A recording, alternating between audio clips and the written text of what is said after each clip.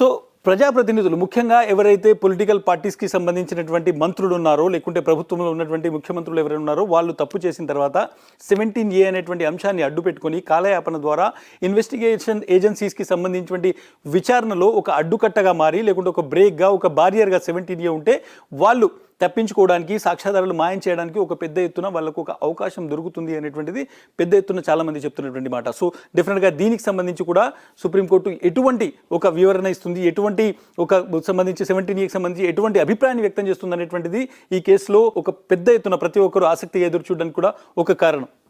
ఇక తప్పు చేసినట్లు ఆధారాలున్నా విచారణ చేయకూడదా? ఒక వ్యక్తి ఒక నిర్ణయం అంటే చాలా 17A చెప్తుందంటే ఒక ప్రభుత్వ ప్రతినిధి లేదంటే ఉద్యోగి ఆయన తన విధి నిర్వహణలో భాగంగా తీసుకున్నటువంటి నిర్ణయం ఆధారంగా ఏదైనా కేసు జరిగితే దాని మీద విచారణ చేసేటువంటి సమయంలో ఒక కాంపిటెంట్ అథారిటీతో పర్మిషన్ తీసుకున్న తర్వాతనే ఆయనను విచారించాలని చెప్తున్నారు. ఒకవేళ మనిషి తప్పు చేసినట్టు ఆధారాలు కనబడుతున్నా కానీ పర్మిషన్ పేరుతో 3 నెలల పాటు వెయిట్ చేయాల్సినటువంటి అవసరం ఉందా? ఆధారాలు కంటి ముందు కనిపిస్తున్నా కానీ అతన్ని విచారించకూడదా అనేటువంటి చాలా క్వశ్చన్స్ రేజ్ అవుతున్నాయి. ప్రశాంత్ భూషణ్ వేసినటువంటి పిటిషన్లో కూడా ఇదే చాలా కీలకమైనటువంటి అంశం. ఇంకొకటి 17A నిర్ణయం తీసుకునేందుకు సుప్రీం సిద్ధంగా ఉందా అనేటువంటిది. ప్రశాంత్ భూషణ్ వేసినటువంటి పిటిషన్ నవంబర్లో ఒక రాజ్యాంగ ధర్మాసనం ముందుకు రాబోతోంది.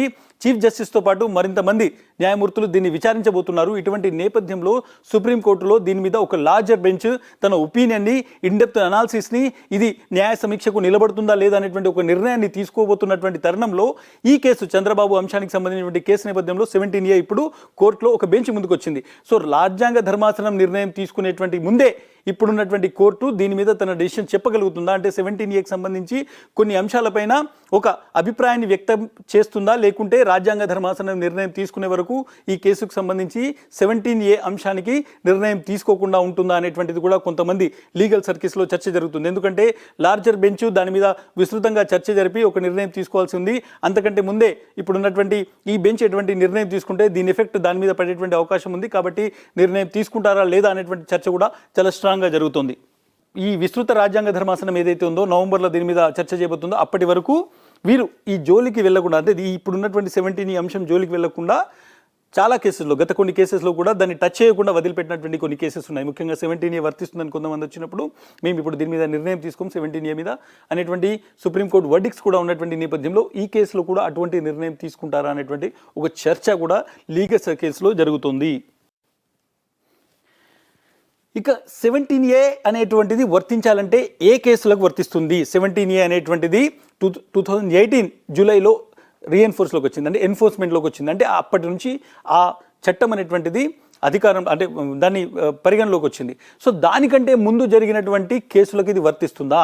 2018 కంటే తర్వాత జరిగినటువంటి నేరాలక, తర్వాత నమోదైనటువంటి ఎఫ్ఐఆర్లక, తర్వాత స్టార్ట్ అయినటువంటి విచారణలక దేనికి వర్తిస్తుంది అనేటువంటిది ఇక్కడ చాలా ఇంపార్టెంట్. ఎందుకంటే నేరం జరిగినటువంటి తేదీని ఒకవేళ పరిగణలోకి తీసుకుంటే నేరం స్కిల్ స్కామ్లో 2015-16లో జరిగింది.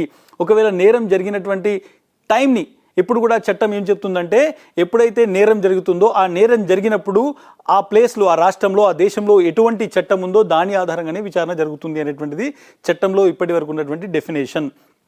2017లో నేరం జరిగినప్పుడు ఒక చట్టం ఉంటుంది, అది చట్టం మార్పు చెంది 2021కి మారిస్తే 2017లో జరిగినటువంటి నేరానికి కొత్త చట్టాన్ని అనువర్తించేటువంటి అవకాశాలు ఇప్పటి వరకు లేవు. సో నేరం జరిగినటువంటి డేట్ను ఇక్కడ కీలకంగా తీసుకుంటే 17A అనేటువంటిది చంద్రబాబుకు వర్తించదు. నేరం 2015-16లో జరిగింది కాబట్టి ఈ చట్టం చంద్రబాబుకు వర్తించేటువంటి అవకాశం లేదు. ఒకవేళ నేరం జరిగినటువంటి డేట్ను సుప్రీంకోర్టు ఇక్కడ పరిగణలోకి తీసుకుంటే ఇప్పటికే విచారణ ప్రారంభమైన కేసులకు వర్తిస్తుందా? ముఖ్యంగా స్కిల్ స్కామ్కు సంబంధించి చాలా స్పష్టంగా జిఎస్టీకి సంబంధించినటువంటి పూణే డీజీ ఒక లేఖ రాశారు. 2018 ఫిబ్రవరిలోనే లేఖ రాశారు.